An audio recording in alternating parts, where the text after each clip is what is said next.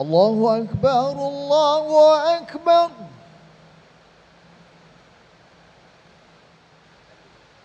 الله أكبر الله أكبر.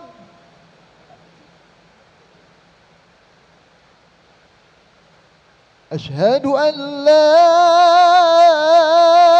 إله إلا الله.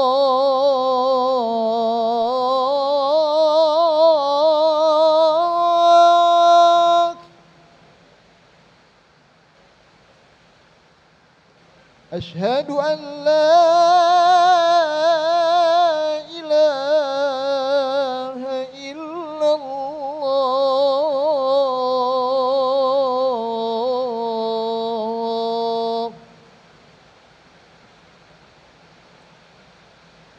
أشهد أن محمدًا رسول الله.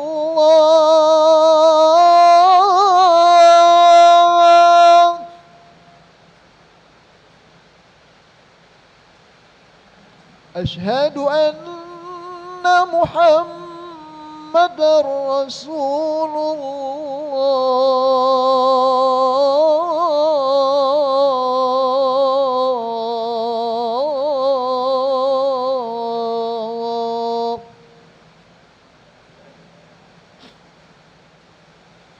حي على الصلاة.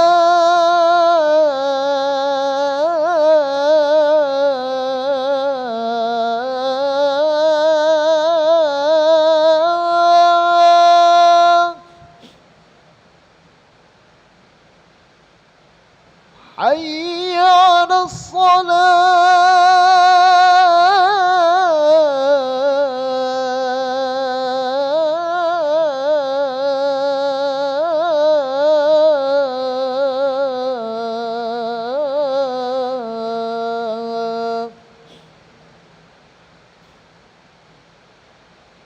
حي على الفلاح.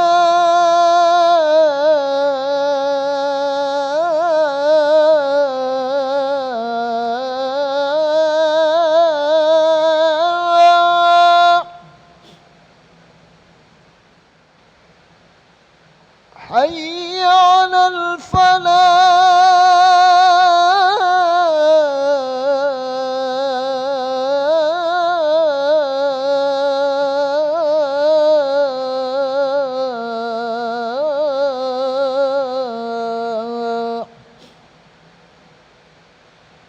الله أكبر الله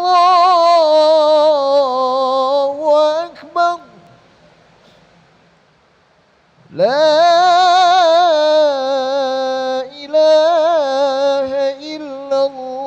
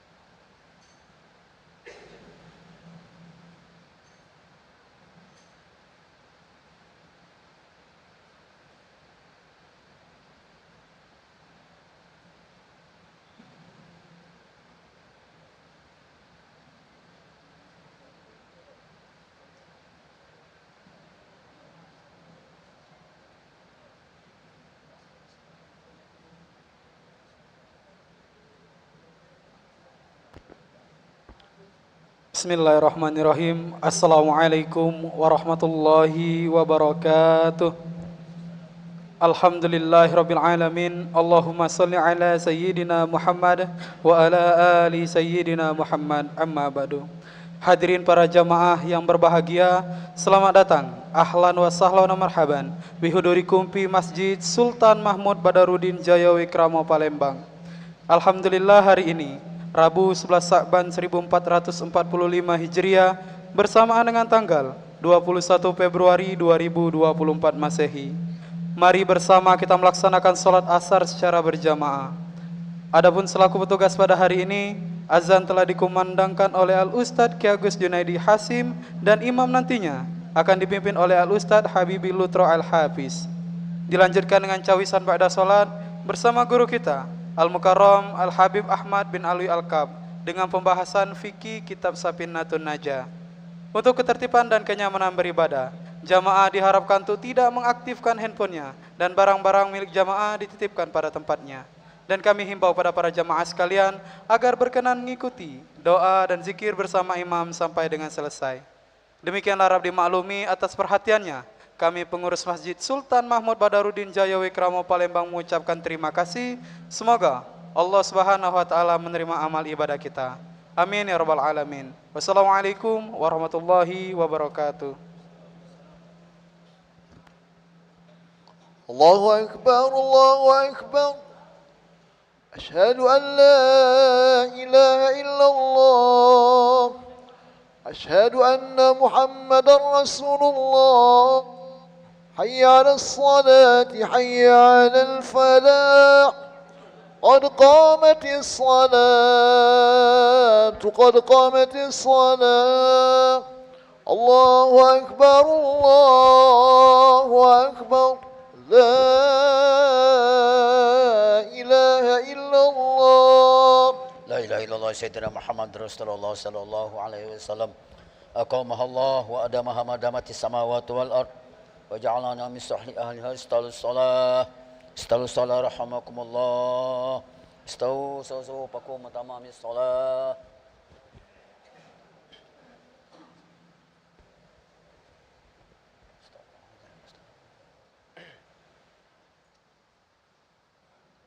صلي فرض العصر 4 ركعات الله أكبر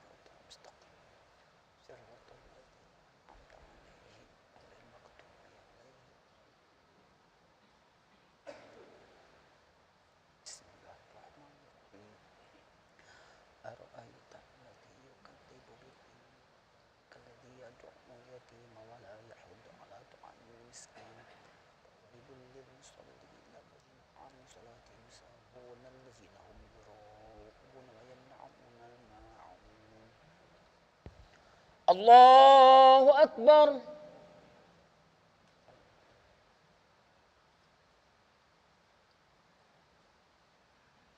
سمع الله لمن حمده الله أكبر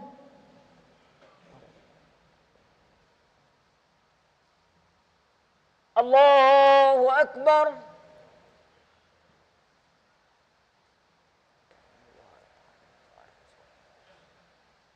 الله أكبر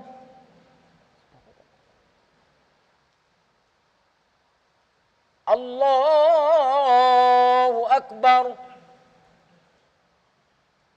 بسم الله الرحمن الرحيم الحمد لله إياك نعبد وإياك نستعين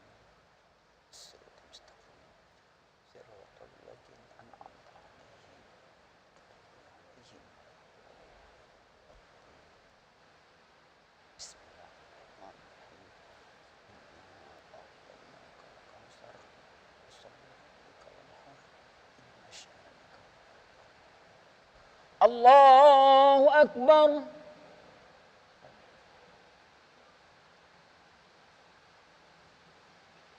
Sami Allahu liman hamidah. Allahu Akbar.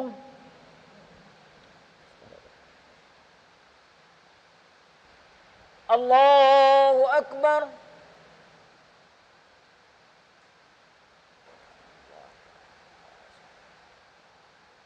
Allahu Akbar.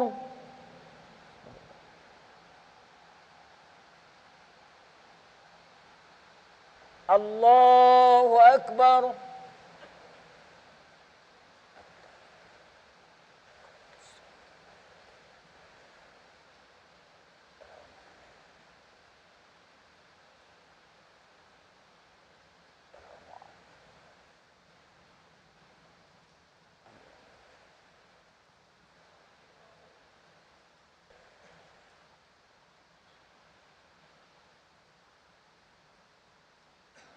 Allahu Akbar.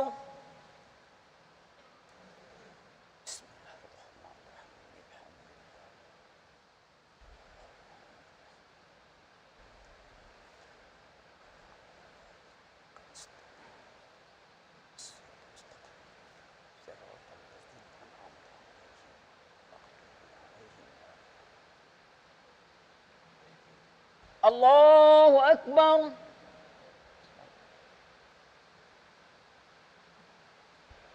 Sami Allahu liman hamidah.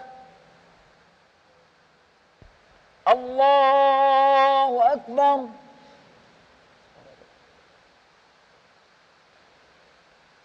Allahu Akbar.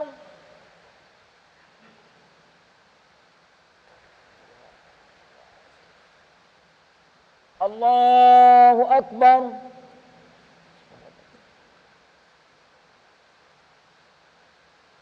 Allahu Akbar.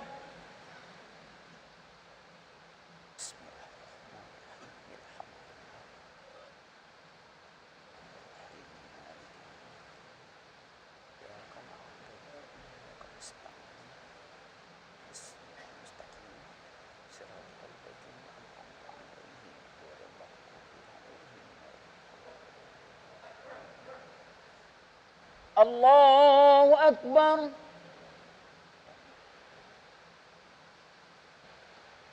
Sami Allahu liman hamidah. Allahu Akbar.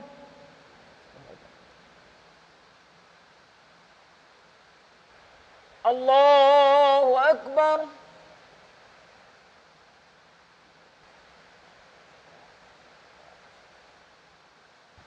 Allahu Akbar.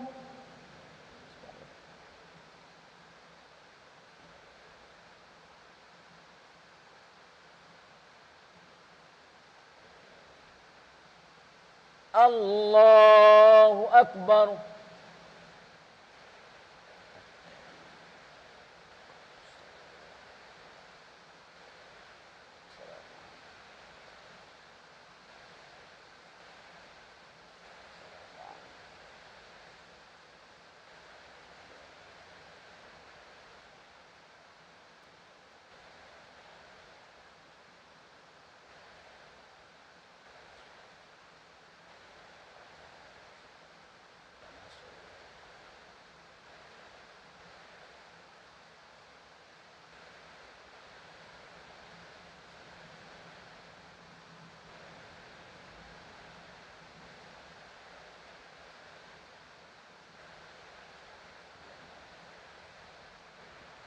Assalamualaikum warahmatullah. Assalamualaikum warahmatullah.